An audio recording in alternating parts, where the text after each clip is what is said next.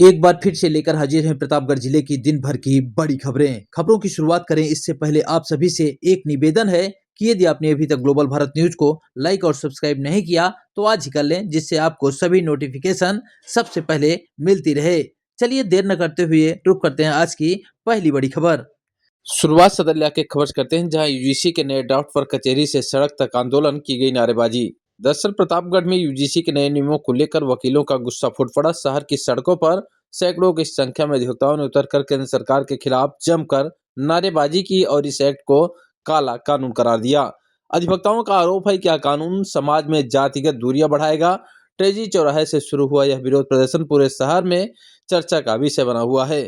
बता दें कि प्रतापगढ़ शहर के टेजी चौराहे पर अधिवक्ताओं की भारी भीड़ ने सरकार की नीतियों के खिलाफ मोर्चा खोल दिया। मौका था यूजीसी एक्ट के नए प्रावधानों का विरोध। हाथों में तख्तियां और जुबान पर विरोध के स्वर लिए अधिवक्ताओं ने पूरे शहर में जुलूस निकाला। प्रदर्शनकारी अधिवक्ताओं का साफ कहना है कि यूजीसी का नया बिल शैक्षिक संस्थानों का स्वायत्तता खत्म करने और समाज में जातिगत वैमनस्य पैदा करने वाला है। वकीलों ने इसे काला कानून बताते हुए चेतावनी दी कि इसे स्वीकार नहीं किया जाएगा। जुलूस के अंत में वकीलों का प्रतिनिधिमंडल कलेक्ट्रेट पहुंचा, जहां जिलाधिकारी के माध्यम से प्रधानमंत्री मोदी को संबोधित एक ज्ञापन सौंपा गया। अधिवक्ताओं ने मांग किया है कि इस कानून को तत्काल प्रभाव से वापस लिया जाए, वरना आंदोलन और उग्र होगा। देखिए, यह पूरा भारतवर्ष जानता है, देश को आजाद कराने में हमारे 90% सवर्ण भाइयों ने अपना बलिदान दिया है। मोदी सरकार ने ये यूजीसी का नया कानून, उसमें नई धाराएं जोड़ करके जो निकाला है, उससे हमारा परिवार, आने वाली पीढ़ियां सब आहत हैं। हम सब उस काले कानून का विरोध करते हैं। अभी तक मोदी जी ने कहा ताली बजाओ, ताली बजाओ। 3 बार उन्होंने हिंदू मुस्लिम करके लड़ाया आपस में। तीनों बार उन्होंने सत्ता में अपनी भागीदारी सुनिश्चित की। चौथी बार जब उन्होंने देखा कि अब हमारी दाल नहीं गलने वाली है, उन्होंने हिंदू हिंदू को लड़ाने की चाल चल दिया और इस काले कानून को ला करके सामने पटक दिया। हम सभी सवर्ण समाज के लोग, सभी अधिवक्ता भाई इस काले कानून का विरोध करते हैं। और खबरों में आगे बढ़ते हैं, बात करेंगे सदर इलाके की अगली खबर, जहां मां बेल्हा देवी धाम में हिंदू लड़कियों से अभद्रता करने वाले 3 आरोपी को पुलिस ने किया गिरफ्तार, भेजा गया जेल। दरअसल मां बेल्हा देवी धाम परिसर में हिंदू लड़कियों पर छीटाकशी और पहचान छिपाकर अभद्रता करने के मामले में कोतवाली पुलिस ने त्वरित कार्रवाई की है। बेल्हा चौराहे के पास से आरोपी फरहान, मोहम्मद जीशान और मोहम्मद सिराज को गिरफ्तार कर मंगलवार को जेल भेज दिया गया। पुलिस अधीक्षक के निर्देशन में इस कार्रवाई से मंदिर की मर्यादा भंग करने वाले अराजक तत्वों में हड़कंप मचा हुआ है। बता दें कि 26 जनवरी को कुछ लड़कों द्वारा हिंदू लड़कियों पर फप्तियां कसी गई थी। इसे लेकर पुलिस ने केस दर्ज किया और अब आरोपियों को गिरफ्तार कर जेल भेज दिया। खबरों में आगे बढ़ते बात करेंगे फुहारा इलाके खबर की, जहां राजकीय अच्छम विद्यालय बढ़नी में आयोजित सम्मान समारोह में पहुंचे आयकर उपायुक्त। कहा दिव्यांगता बाधा नहीं बल्कि यह सफलता की कुंजी है। प्रतापगढ़ के प्रयास राजकीय विद्यालय बढ़नी में मंगलवार को आयोजित कार्यक्रम में आयकर उपायुक्त जयप्रकाश शुक्ला पहुंचे। उन्होंने अष्टावक्र और सूरदास जैसे व्यक्तियों का उदाहरण देते हुए दिव्यांग बच्चों को कड़ी मेहनत के लिए प्रेरित किया। समाज सेवी रोशन लाल उमर वैस और जिला कमांडेंट प्रीति शुक्ला ने कहा कि दिव्यांगों को दया नहीं बल्कि सम्मान और समान अवसर चाहिए। कार्यक्रम में बच्चों को खेल सामग्री और वस्त्र वितरित किए गए। खबरों में आगे बढ़ते हैं, बात करेंगे कुंडा इलाके खबर की, जहां प्राथमिक विद्यालय की बदली दिशा और दशा इलाके में बना चर्चा का विषय। इस वक्त मेरी मौजूदगी कुंडा के एक ऐसे ग्राम सभा में है कि इसकी तस्वीर दिखाऊं। इससे पहले आपको बता दें कि यह कुंडा का बड़े ग्राम सभा है। ये जो पीछे मेरी तस्वीर आप देख रहे हैं, ये किसी ना तो कॉन्वेंट स्कूल की है और ना किसी 5 स्टार होटल की है। ये तस्वीर एक प्राथमिक विद्यालय की है।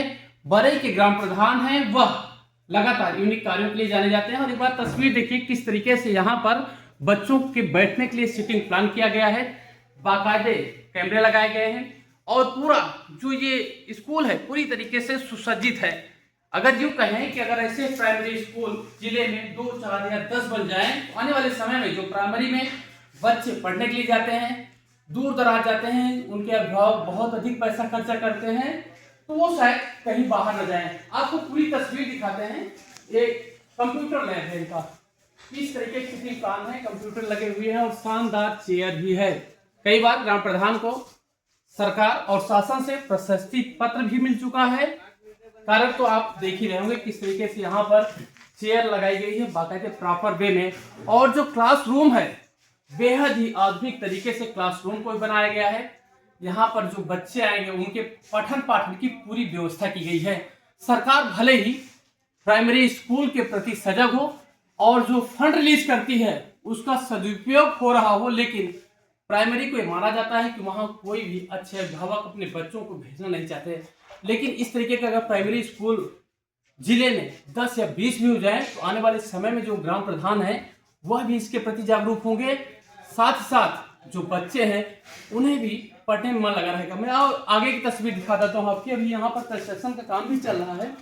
तमाम ऐसे लोग हैं जो कंस्ट्रक्शन कर रहे हैं और शायद 1 या 2 दिन में यह स्कूल पूरी तरीके से कंप्लीट हो जाएगा। जो क्लासरूम है मैं क्लासरूम दिखाता हूँ किस तरीके के यहाँ पर क्लासरूम बनाए गए हैं।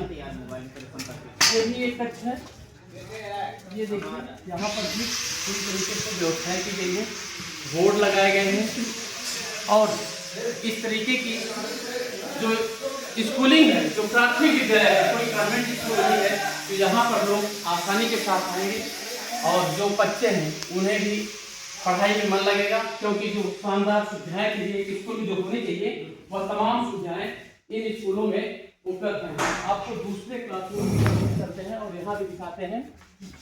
ऐसे ही नहीं यह आदर्श प्राथमिक विद्यालय बरई है, यूं ही नहीं इसको आदर्श प्राथमिक विद्यालय बरई कहा जाता है।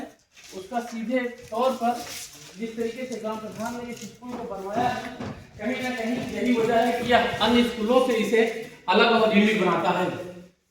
यहाँ पर जिलाधिकारी आ चुके हैं और वह भी कई बार जो ग्राम प्रधान है उनको प्रशस्ति पत्र दिए हैं। यहाँ तक कि इस स्कूल का नाम सूबे के मुखिया योगी आदित्यनाथ ने कई बार जिक्र भी किया है। और बरई ग्राम सभा की जो प्राथमिक विद्यालय है यहाँ पर सब कुछ यूनिक दिखाई दे रहा है। एक और क्लासरूम की तरफ आपको ले चलते हैं। शायद छोटे बच्चों का क्लासरूम है। देखिए प्राथमिक विद्यालय बरई कुंडा है।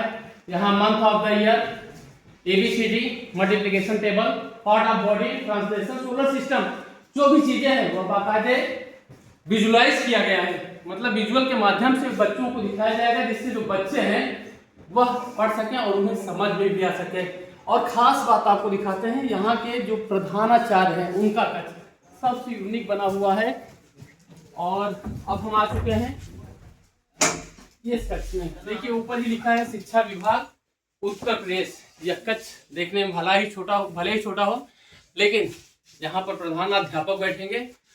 बाकायदे सब कुछ चेयर से लेकर जितनी भी यहाँ पर वस्तुएं हैं वह प्रॉपर वे में रखी गई हैं। चेयर है, शानदार ऑफिस बनाया गया है। इस स्कूल से संबंधित जो भी चीजें हैं वह भी आपको बीच बीच में हम बताते रहेंगे। और कल यहाँ पर DPRO आएंगे और जो स्कूल के करीब 12 बच्चे हैं उन्हें वह प्रशस्ति पत्र देंगे। साथ ही साथ उन्हें इनाम भी दिया जाएगा। पढ़ने में किस तरीके से वह भी आपको दिखाएंगे। बाकी आपको सुनवाते हैं कि इस पूरे मामले को लेकर क्या कुछ कहा है ग्राम प्रधान ने।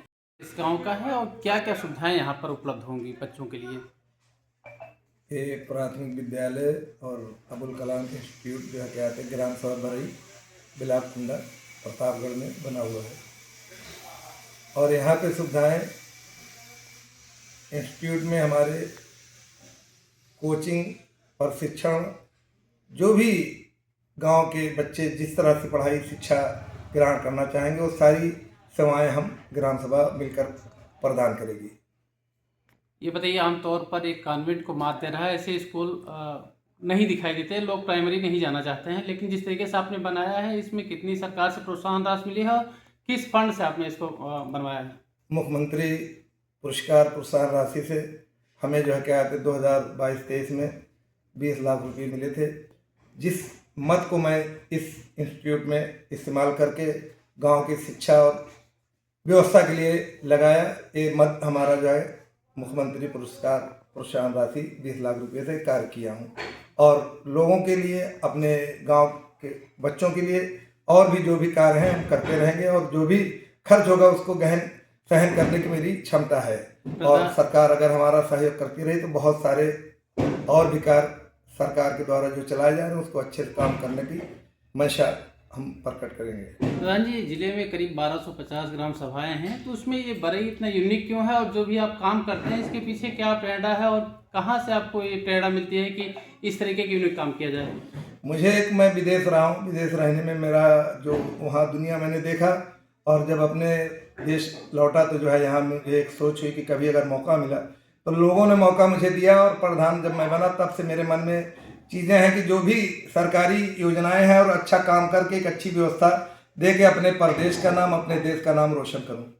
आमतौर पर प्रधानों के प्रति जो समाज है दूसरे मिजाज देखता है कि प्रधान चोरी करेंगे, कभी राशन की चोरी, कभी स्कूल के जो मिड डे मील है उसकी चोरी, लेकिन आप इस तरीके का कार्य कर रहे हैं, इसके पीछे क्या राजनीति है या फिर समाज सेवा है? मेरे पिताजी भी प्रधान रहे हैं, तो हम लोग मतलब एक समझ लीजिए कि एक सेवा भाव बचपन से ही पैदा है कि जो है कि आज मेरे पिताजी ने भी जो काम किया कभी उनके प्रति किसी का कोई ऐसा मामला नहीं आया। उसी तरह से हम लोग की सोच रही कि हमको अगर जनता ने सेवा का मौका दिया तो सेवा ही करते रहेंगे, और काम करने के लिए हम विदेश रहे, विदेश से पैसे कमाए खाए, और बहुत कुछ हमारे पास व्यवस्थाएं हैं। ऐसी कोई आवश्यकता नहीं है। गांव सभा की जो मालियत या गांव सभा की जो भी राशि आती है गांव सभा में लगे और एक अच्छा गांव दिखे और एक अच्छा प्रदेश दिखे। जिले के अन्य ग्राम सभा के जो प्रधान है उनके लिए क्या कहेंगे? अभी जिस पोजीशन में ये ग्राम सभा बरई पहुंची है, आने के बाद सभी प्रधानों में एक उत्साह बढ़ा है। पहले के प्रति हर आदमी जब भी कभी कोई किसी को देखता है कुछ अच्छा तो अच्छे की होड़ मचती है। अब इस वक्त हमारे यहाँ भी कई प्रधान इस दौड़ में चल रहे हैं, और आगे आप कई गांव को भी देखेंगे कि जो है बहुत अच्छे कार्य वो भी करेंगे।